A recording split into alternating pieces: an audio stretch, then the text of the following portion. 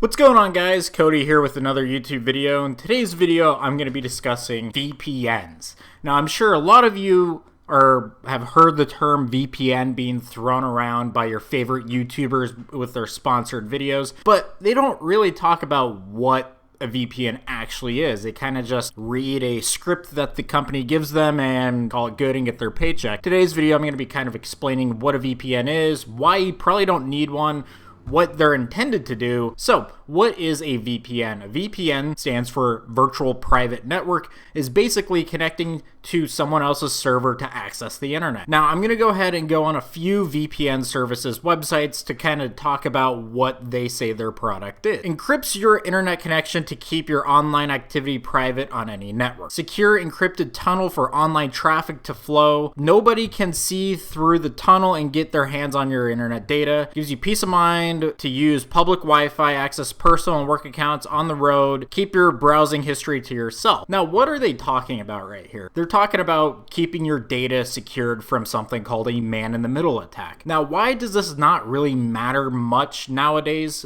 So to kind of explain what a man-in-the-middle attack is if you're connecting to Facebook.com, a man-in-the-middle attack is someone like a hacker in a coffee shop intercepts your traffic and decrypts or just reads in plain text the data being sent through the wire or over the air. Now, the reason why this doesn't matter anymore is because HTTPS or Hypertext Transfer Protocol secured is pretty much everywhere, and that does what they're talking about for you for free already. You're accessing this video via HTTPS because YouTube does not allow unencrypted traffic as far as I know. Even in the instances where you're accessing websites that are HTTP, there are browser extensions such as HTTPS Everywhere that automatically requests the HTTPS variant of that website. You can also enable HSTS, which is Hyper Strict Transfer Security. I'm going to pause the video right there. That is not what HSTS stands for. It stands for HTTP Strict Transport Security.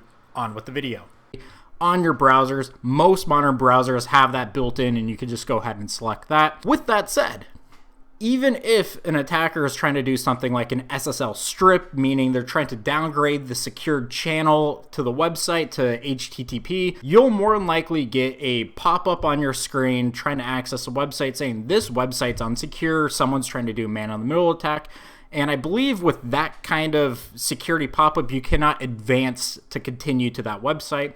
Things like self-signed certificates, you could go ahead and ignore that warning. But I think man-in-the-middle attacks with downgrading HTTPS, I don't think you can visit that website. So you already have built-in measures in place to secure your internet data, as is with most modern browsers. There is traffic you can send over the wire unencrypted, such as FTP, Telnet, and so on and so forth. In that case, a VPN probably will behoove you to send that data over. But you also got to think, why are you sending unencrypted data in the first place willingly? So with that said, having a secured internet data tunnel is really a gimmick. It's just kind of a selling point. Now, there are a few things that VPNs do provide that do make sense.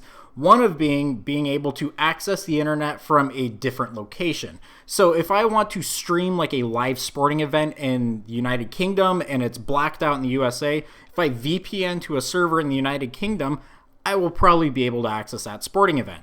Another reason is you want to stay anonymous online and kind of want to keep your footprint online not to one centric location, such as your home IP address or your cell phone's IP address. So that's what a VPN is typically used for. This whole thing of keeping your data secure in public Wi-Fi is just a little silly. I'm not saying there isn't attack vectors outside of HTTPS. I'm not saying there's not attack vectors that could downgrade to HTTP and get away through browser privacy functions. I'm not saying that there's probably an ODE out there that just allows stuff like this to happen.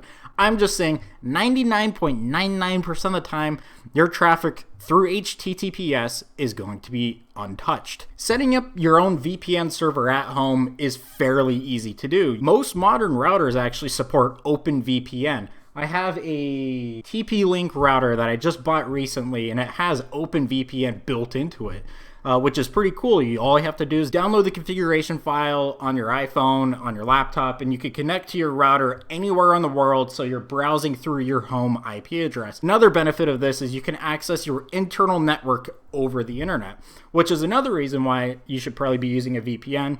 If you have a local NAS or anything like that, and you want to access the files in your home network, a VPN is the way to do that. But hopefully that answers all of your questions, and hopefully I broke up a few myths about browsing on the internet securely. My next video, I don't know what it's going to be. I'm probably going to be reviewing shit. I don't know. Anyways, have a good day, guys. On some funky pills, baby.